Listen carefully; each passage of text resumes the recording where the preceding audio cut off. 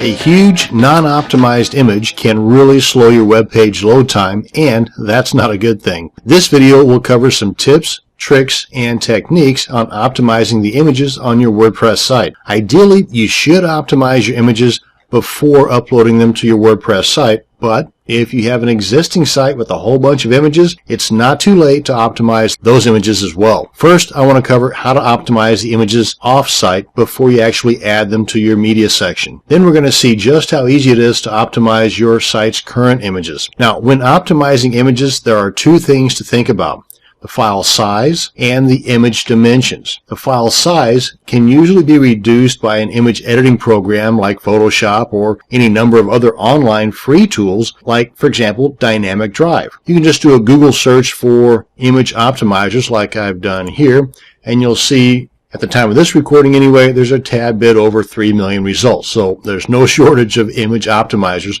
most of which are going to be free. Let me demonstrate the use of one of these, this guy right here, the Dynamic Drive Image Optimizer, by heading over to dynamicdrive.com. You can see they got a ton of tools here. The one we're going to be looking at is this guy right here, Image Optimizer. Let's click on that. And you have a limit of 2.86 megabytes in file size, which, by the way, is a huge image. The one I'm going to be demonstrating is about 1.5 meg, so it's still pretty fat. As a matter of fact, that's this guy right here. And this guy right here is about 3,000 pixels wide, and it's being scrunched down to about 600 pixels wide through the use of WordPress. So you're really taxing the use of WordPress and your visitor's browser if you do something like this, like a lot of people do. They'll upload a huge image into their WordPress media section, and then knowing that WordPress can scrunch it all down for them, they'll leave it at that. Well, it still has to load that full 3,000 pixel width image into your visitor's browser before it scrunches it down. So again, it's adding that extra load time,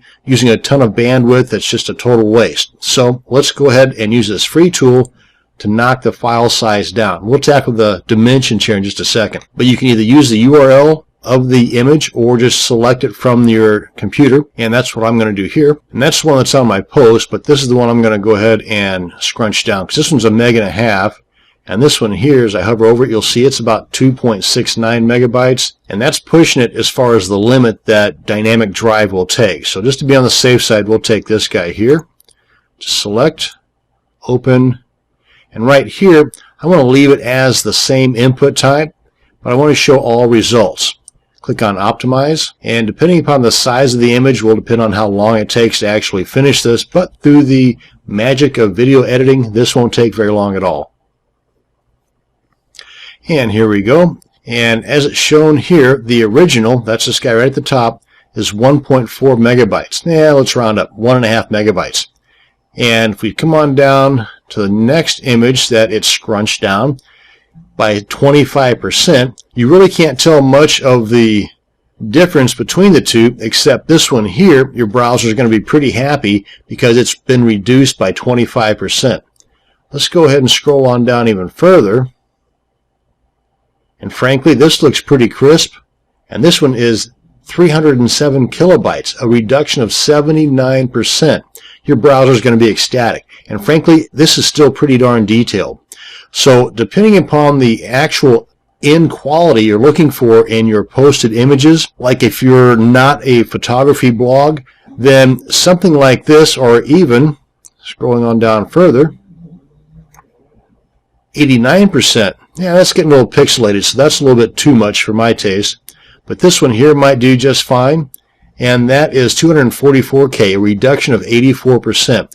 So anyway, you can see that with this free online tool, you've got a host of different ranges that you can work with that will reduce your file size immensely. And not only are you reducing the load time, but also you're saving a ton of bandwidth, which in some cases can equate to a savings of money at the end of each month. Okay, so that's the file size. As far as the actual image dimensions, it really should not be left up to WordPress to do the reduction for you if you can do it off-site, and you can. For example, right here, depending upon your theme, the maximum width of your content area may be somewhere between 600 pixels, which is about the case with this one, to maybe 900, even 1,000 pixels in width if you're not using a sidebar. So having an image 3,000 pixels wide is just a waste.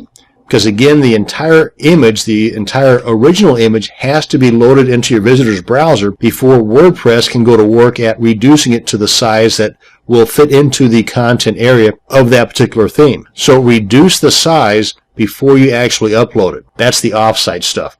Now, if you've already got a whole bunch of these images on your site and you don't want to go to the trouble of logging on to an FTP client, downloading all these images, doing the file reduction and the dimension reduction offsite, and then re-uploading them, overwriting those files that are on your server already, which would be the case. And if you only have a few images, then that would be an ideal situation. But if that's something that's just not doable for you because you just have so many images, then what you can do is try a plugin that will do a lot of that work for you. Two of them that I'm going to suggest. One of them is WP Smush It. Got to be careful how I pronounce that. And another one is Imsanity. That's I-M Sanity, not Insanity. Both of these, once installed and activated on your WordPress site, will do a bulk reduction of file size and dimensions, which will take a lot of that stress off your visitor's browser when trying to load that huge image that you already have on your site. But where these might only reduce the overall size, both file and dimensions, by maybe 6 or 7 or maybe even 8%. Remember, with the dynamic drive, these guys are doing it upwards of 79 to 85%. So again, ideally, the best way is the offsite and then upload to your site. But if that's just not an option for you, then let's head on over to plugins. I'll demonstrate the use of this guy right here, WP Smush It. Now, they both do the same thing as far as bulk reduction, but with WP Smush It, it does have a limit of 1 megabyte. So if you have a lot of images that are in excess of 1 megabyte, then you might want to try Imsanity. Let's go ahead and install this guy right here by going to the dashboard of our WordPress site, come up to Plugins, go to Add New, type in here WP Smush It, click on Search Plugins, check out the details if you want to, or just click on Install Now. Click on OK. Click on Activate.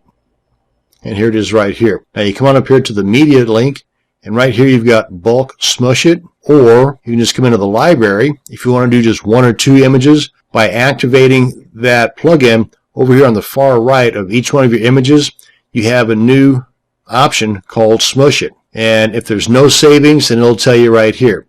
Or if you want to just try to smush it even further, then you have that option.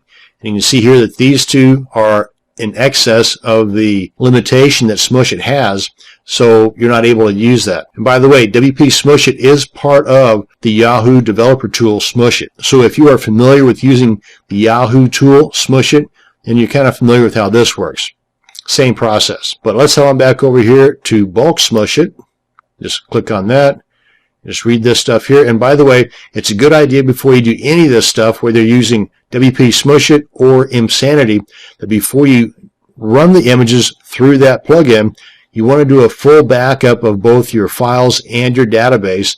That way, in case you're not happy with the end result after you do the reduction in file size and dimensions, then you can just nix the whole thing, reinstall things from your backup, and you're back to where you were before you installed the plugin.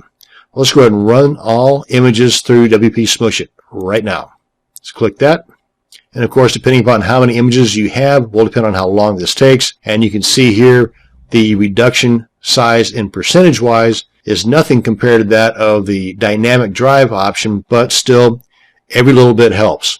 And that's an example of how you can do an on-site reduction versus the off-site reduction. But from this point on, you should always try to do the off-site reduction first before you upload the images to your site. That's going to bring us to the end of this video on optimizing images for your WordPress site. Thanks for watching, and you have a great day.